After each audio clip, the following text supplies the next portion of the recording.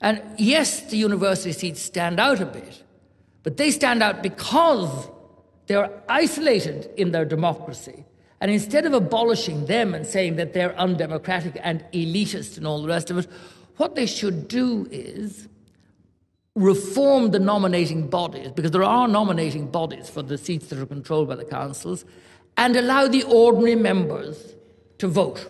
So they should have fishermen, building workers, architects, nurses, doctors, all the professions, everybody would be covered in that case. Otherwise, get rid of it, because there's no point in having a duplication of the lower house. What does the Senate do?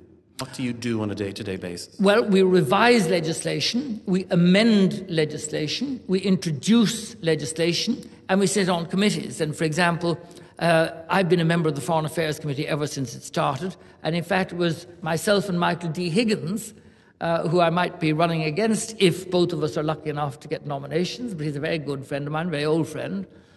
We started the Foreign Affairs Committee, and that was done on an initiative from the Senate that I led, because I took it as my private member's time 3 times in succession, and the last time I was able to show that every single member of the Senate had at one time or another spoken in favour of a Foreign Affairs Committee. And I said, since there's unanimity, despite the fact that the government seems unable to provide a Foreign Affairs Committee, I will oblige. I will jump into the breach, and I founded one. So of course, that really terrified the government. You know, whatever about having a Foreign Affairs Committee, having one of which Michael D. Higgins was chairman, and I was the secretary, that was just really a disaster in the making as far as they were concerned. You know, because we were 2 left-wing loonies as far as they thought. A title which I wear with honour. I was described as that at a Foreign Affairs Committee meeting, and I said, that is definitely me. Definitely. I like that title. So the Senate, to an extent, has a kind of a watchdog role over legislation Yes. that the government is pushing through. And we can amend it, and we can also introduce legislation. And every single one of the university senators has put legislation before the House in the recent past, in the last couple of years. And there are now, last week we didn't take any legislation at all. And Joe O'Toole and myself again complained about that on the basis that there were only, I think, 4 pieces of government legislation on the order paper. We hadn't taken any of them. There were 18 from private members. And there were 6 of our Senate bills stuck down at the door. So there's plenty that we could have done. And we have, and I would say, for example, things like the civil partnership bill. That really Explain that for us, Senator. Well, the civil partnership was to provide for people who were outside ecclesiastical marriage, church marriage for one reason or another, whether same-sex couples or people who were divorced or people, whatever it was, or people who didn't want to be married as such. And I put the first bill before the House about 7 years ago, and we had quite a good debate on it, but then it was left suspended, and I took it up again, but the government dithered. You see, the government was way behind the people. The people were far in advance of the government of this. The government were nervous of it. They thought it was too positive, too forward-looking. They thought it might not appeal to voters. But in it's fact, being heralded as basically gay marriage. Yes, exactly. But, I mean, one would have expected the church to really lead the attack on that. But I think they were really fairly neutralized by the very appalling series of revelations about child sexual abuse and so on. So it was a controversial issue, but we had been in the forefront in this kind of area of social advance. And I think it was rather a pity that because of the government delaying, and Bertie was perfect at that. I mean, I remember going in to see him about it, and I came out feeling I got the sun, moon, and stars. And as the door closed, I could almost hear the sun going in behind a cloud, and then the moon eclipsed, and the stars vanished. By the time I got to the end of the corridor, I realized I got an absolutely sweet FA out of them, except a kind of fuzzy feeling. But you can do quite a lot in the Senate.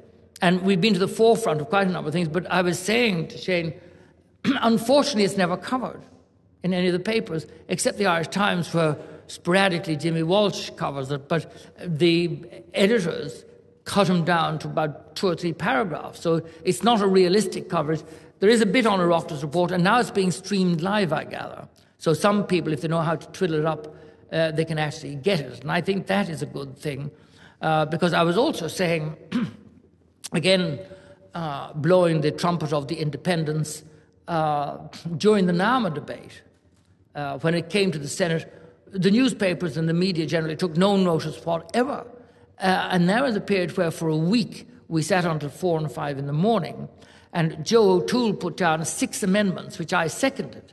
And only about the usual 4 or 5 suspects turned up all night for the debates. Other people were there around for the votes, but most people didn't turn up for that. But Joe and I battled, and he and I got those 6 amendments into the NAMA legislation, very important amendments, giving accountability to the public so that it couldn't be done in private.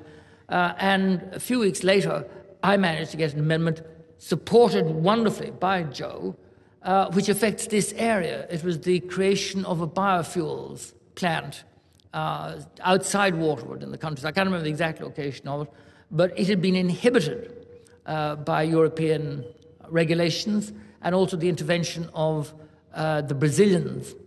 And we managed to outmaneuver that with a series of amendments, with which, by the way, I was provided by the interested party. I mean, I'm not claiming that I wrote these amendments. I managed to use my political skills to get them onto the legislation. And that is a very valuable thing. It's almost like being a lawyer. It's like being Rumpole of the Bailey, somebody who's able to take up a brief very quickly. And other people have a good case, and you can make the case for them. And if they supply, sometimes I have to write the amendments myself, but sometimes this was a very technical thing about the level of methyl alcohol or something, and the way it can be distilled, and there was a lot about funding dates and chemical balances and all this. I wouldn't have the knowledge for that, but I read the brief and I was able to understand what was going on, and I was able to make a very strong case and call votes. And then I put I got a concession from the minister because I could see that he obviously accepted that the principle was right, but he had difficulty with the amendment. So I put it back at report stage and called more votes.